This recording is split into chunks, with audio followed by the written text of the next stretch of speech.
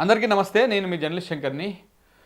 మన కోమటిరెడ్డి రాజగోపాల్ రెడ్డి మీద Congress party MLA, Munugode MLA Komatireddy Rajagopal Reddy మీద చర్యలు తీసుకోవడానికి కాంగ్రెస్ పార్టీకి, రేవంత్ రెడ్డి గారికి, కాంగ్రెస్ అధిష్టానానికి దమ్ము లేదా అంటే చోటామోటా నాయకులు, కొంత చిన్న నాయకులు, అలాంటి నాయకులు, లేకపోతే బీసీ వర్గాలకు సంబంధించినటువంటి వాళ్ళు, ఎస్సీ వర్గాలకు సంబంధించినటువంటి వాళ్ళు, దళిత సమాజానికి సంబంధించినటువంటి వాళ్ళు, ఈ నాయకులు ఎవరైనా చిన్న పొరపాటుగా మాట్లాడినా, లేకపోతే తన అసంతృప్తిని వ్యక్తం చేసిన పార్టీ మీద వెంటనే సోకాజ్ నోటీసులు పోతాయి, వెంటనే వివరణ అడుగుతారు, వెంటనే క్రమశిక్షణా సంఘం రంగంలోకి దిగుతుంది, రకరకాల నోటీసుల పేరుతోటి వాళ్ళని ఇబ్బందులకు గురి చేస్తూ ఉంటారు.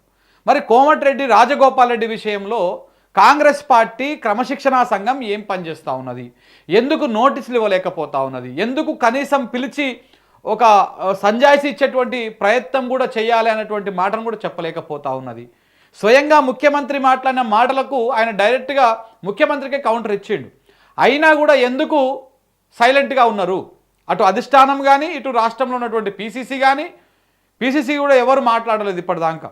పీసీసీ అధ్యక్షుడు మాట్లాడలే, పీసీసీ కార్యవర్గం మాట్లాడలే, క్రమశిక్షణా సంఘం చైర్మన్ మాట్లాడలే. ఆయన మాట్లాడుతూ సింపుల్గా దాటవేసే కార్యక్రమం చేసిండు. ముఖ్యమంత్రి, మంత్రులు ఎవరు మాట్లాడాలి? అసలు ఏం జరిగింది? ఇష్యూ ఏంటి అంటే, మొన్న కొల్లాపూర్ సభలో, వారం 10 రోజుల క్రితం కొల్లాపూర్ సభలో ముఖ్యమంత్రి రేవంత్ రెడ్డి గారు మాట్లాడుతూ ఏమన్నారు? ఇంకా 10 సంవత్సరాల పాటు నేనే ముఖ్యమంత్రిగా ఉంటా అన్నాడు ఆయన. అంటే 2024 నుంచి 2034 దాకా నేనే ముఖ్యమంత్రిగా ఉంటా, ఇదే పాలమూరు నుంచి శాసనం చేస్తాం మేము అని చెప్పేసి మాట్లాడిండు. ఆయన మాట్లాడిన తర్వాత సీనియర్ మంత్రులు మాట్లాడలే, సీనియర్ నాయకులు మాట్లాడలే, ఎమ్మెల్సీలు మాట్లాడలే, పార్టీలో ఉన్నటువంటి పెద్దలు ఎవరూ మాట్లాడలే, సైలెంట్గా నోరు మూడ్చుకొని కూర్చున్నారు. కానీ ఒకే ఒక్కడు కోమటిరెడ్డి రాజగోపాల్ రెడ్డి మాత్రం మాట్లాడాడు. ఆయన డైరెక్ట్గా ట్వీట్ చేసిండు. ఆయన మాట్లాడినాక తెల్లారి వరకు ఆయన ట్వీట్ చేసేసిండు. రేవంత్ రెడ్డి మాట్లాడింది 100% తప్పు, ఇది జాతీయ పార్టీ, ఇక్కడ ఎవరు ముఖ్యమంత్రిగా ఉండాలి, ఎవరు ముఖ్యమంత్రిగా ఉండకూడదు అనేది అధిష్టానం నిర్ణయం తీసుకుంటుంది. ఏ పదవైనా అధిష్టానం నిర్ణయం ప్రకారం వస్తుంది.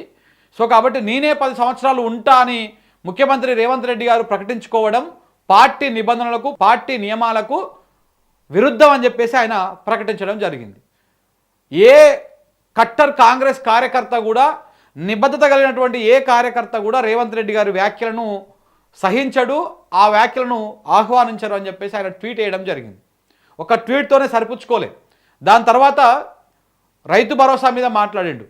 రైతు భరోసా విషయంలో అందరు కాంగ్రెస్ వాళ్ళు సంబరాలు చేసుకుంటున్నారు, కానీ కేసీఆర్ ఇచ్చినట్టు రైతు బంధు ఇస్తలేడు అన్నటువంటి మాట మాత్రం గ్రామాలలో ఉన్నది. ఆ విషయాన్ని మనం ఒప్పుకోవాల్సిందే, తప్పుడు తప్పని, ఒప్పుంటే ఒప్పని ఒప్పుకోవాల్సిందని చెప్పేసి స్థానికంగా ఒక ఛానల్ ఇంటర్వ్యూలో మాట్లాడాడు. ఈ 2 విషయాలు మాట్లాడినా కానీ పార్టీ నుంచి, పార్టీ పెద్దల నుంచి ఎలాంటి స్పందన లేదు. అయితే ఇవాళ అక్కడనో ఇక్కడనో కొన్ని పేపర్లల్లో రేవంత్ రెడ్డి టీము, మంత్రివర్గంలో ఉన్నటువంటి ఒక వర్గము ఈయన మీద సీరియస్ అయ్యింది అని చెప్పేసి ఒక వార్తలు రాపించుకున్నారు తప్ప పెద్దగా ఏం లేదు. అయితే మరి క్రమశిక్షణా సంఘం ఏం చేస్తున్నది? క్రమశిక్షణా సంఘము ఈయన మీద చర్యలు తీసుకోవాలి కదా.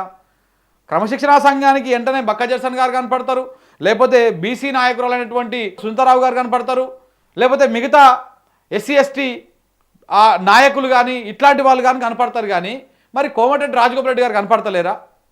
వాళ్ళ మీద ఎవరు కంప్లైంట్ చేయకపోయినా వాళ్ళకు నోటీసులు జారీ చేస్తారు, షోకాజ్ నోటీసులు, వాళ్ళని వివరణ కోరుతారు, 1-2 సార్లు రెస్పాండ్ కాకపోతే సస్పెండ్ చేస్తారు. మరి కోమటిరెడ్డి రాజగోపాల్ రెడ్డి విషయంలో ఎందుకు క్రమశిక్షణా సంఘం కళ్ళు తెరుస్తలేదు? ఆయన రెస్పాండ్ అయ్యిండు కూడా. క్రమశిక్షణా సంఘం చైర్మన్ మల్లు రవి గారు రెస్పాండ్ అయ్యి ఈ విషయాన్ని అధిష్టానం చూసుకుంటుంది అని చెప్పిండు. అధిష్టానం ఏం చూసుకుంటుంది? అధిష్టానం గురించి ఆయన తప్పుగా మాట్లాడితే కదా, అధిష్టానం మీద ఆయన ఒక్క మాట తప్పుగా మాట్లాడలే. కాంగ్రెస్ పార్టీలో నియమ నిబంధనలు ఇట్లా ఉంటాయి, నేనే ముఖ్యమంత్రి అని ప్రకటించుకోవడం తప్పు, రేవంత్ రెడ్డి చేసింది తప్పు అని చెప్పేసి ఆయన మాట్లాడాడు. కానీ ఇక్కడ మల్లు రవి గారు ఏమంటారు? అధిష్టానం చూసుకుంటుంది అంటారు. దాంతోపాటు మాకు ఇంకెవరు కంప్లైంట్ ఇవ్వలేదు అంటాడు. డైరెక్ట్ ఆ ట్వీట్ కనపడుతూనే ఉన్నది, కంప్లైంట్ ఇచ్చేది ఏంది? ఆడ ట్వీట్ కనపడుతూనే ఉన్నది, ఇంకా అట్లనే డిలీట్ కూడా చేయలే ఆయన ట్విట్టర్ అకౌంట్లో, అది అలాగే కనపడుతూనే ఉన్నది. దాంతోపాటు ఆయన రీసెంట్గా మాట్లాడిన వీడియోలు కూడా సోషల్ మీడియా తిరుగుతూనే ఉన్నాయి. మాకెవరు కంప్లైంట్ చేయలేదు, మేము సుమోటోగా తీసుకోలేదు అన్నాడు. అంటే తీసుకునే దమ్ము, ధైర్యం లేదు క్రమశిక్షణ సంఘానికి, కాంగ్రెస్ పార్టీకి, పీసీసీకి కోమటిరెడ్డి రాజగోపాల్ రెడ్డి మీద చర్యలు తీసుకునే దమ్ము లేదు. అదే ఒక బీసీ నాయకుడు అయితేనో, ఒక దళిత నాయకుడు అయితేనో, ఒక అణగారిన వర్గాల నుంచి కింద నుంచి వచ్చినటువంటి నాయకులు అయితే వెంటనే వాళ్ళ మీద చర్యలు తీసుకుంటారు, వాళ్ళకు నోటీసులు ఇస్తారు. కానీ ఇక్కడ రెడ్డి సామాజిక వర్గం సంబంధించినటువంటి నాయకుడు కాబట్టి, దట్టు కోమటిరెడ్డి కొంత బలమైన నాయకుడు వాళ్ళు చెప్పుకుంటారు కాబట్టి ఇప్పుడు నేను టచ్ చేస్తే లేనిపోని సమస్యలు వస్తాయన్నటువంటి భయంలో, ఆ ఆందోళనలో కాంగ్రెస్ పార్టీ ఉన్నట్టు అనుకోవాలి. పిసిసి అధ్యక్షులు మహేష్ కుమార్ గౌడ్ గారు చాలాసార్లు మాట్లాడతారు, ప్రతి చిన్న విషయానికి ఆయన రెస్పాండ్ అయితేనే ఉంటారు. కానీ ఇంత పెద్ద మాట మాట్లాడితే దీని మీద మాత్రం రెస్పాండ్ కాలేదు, మాట్లాడతలేరు. రేవంత్ రెడ్డి వ్యతిరేక వర్గం అంతా ఈయనతో మరి ట్వీట్ వేయించిందా? ఎవరు మాట్లాడకపోవడానికి కారణం, ఈయన మీద చర్యలు తీసుకోకపోవడానికి కారణం రేవంత్ రెడ్డి వ్యతిరేక వర్గమే ఈయనతోటి ఇట్లా ట్వీట్ వేయించిందా? ఇది బాగా ఆసక్తికరంగా మారింది. కాంగ్రెస్ పార్టీలో ఒక కొరకరాని కొయ్య లెక్క రేవంత్ రెడ్డికి తయారైండు రాజగోపాల్ రెడ్డి. ఎందుకంటే ఇప్పటికీ ఆయన మంత్రి పదవి ఆశించిండు, మంత్రి పదవి రాలే. ఆయనకు ఏ కార్యక్రమం కూడా అయితలేదు. మునుగోడు నియోజకవర్గంలో ఈయన కొన్ని కార్యక్రమాలు చేసుకుంటున్నాడు తప్ప ప్రభుత్వం నుంచి ఏ కార్యక్రమం చేసే పరిస్థితి లేకుండా పోయింది. ఆయనకు చాలా లావాదేవీల వ్యవహారాలలో కొన్ని అడ్డంకులు ఉన్నాయి, అవేవి కూడా క్లియర్ అయితలేవు. రేవంత్ రెడ్డి ఎంపీ ఎన్నికలకు ముందు చాలా హామీలు ఇచ్చిండు, చాలా కబుర్లు చెప్పారు, ఒకటే స్టేజ్ మీద అలాయిలు బలాయిలు చేసుకున్నారు. కానీ ఎన్నికలు అయిపోయిన తర్వాత రేవంత్ రెడ్డి మనిషి అయినటువంటి శ్యామల కిరణ్ కుమార్ రెడ్డిని భువనగిరి ఎంపీగా గెలిపించిన తర్వాత అసలు పట్టించుకోవడమే మానేశారు కంప్లీట్గా.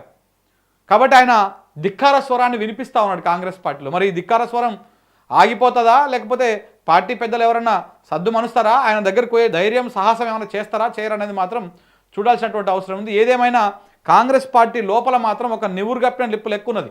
చాలామంది ఎమ్మెల్యేలు ఈయన లెక్కనే అసంతృప్తితో ఉన్నారు, కాకపోతే సమయం కోసం వేచి చూస్తూ ఉన్నారు. కొంత మంత్రుల దగ్గర వాళ్ళ గోడును వెళ్ళబోసుకుంటా ఉన్నారు. రేవంత్ రెడ్డి గారి వ్యవహారం కావచ్చు, వాళ్ళ అన్నదమ్ముల పెత్తనం కావచ్చు, ఏ రకంగా ఇబ్బందులకు గురవుతూ ఉన్నారో నియోజకవర్గంలో అవన్నీ చెప్పుకొని స్థానిక మంత్రుల దగ్గర వాళ్ళ గోడు వెళ్ళబోసుకుంటా ఉన్నారు. చివరికి ఏ రకంగా విస్ఫోటనం అవుతుందో చూడాల్సినటువంటి అవసరం ఉంది. Thank you very much.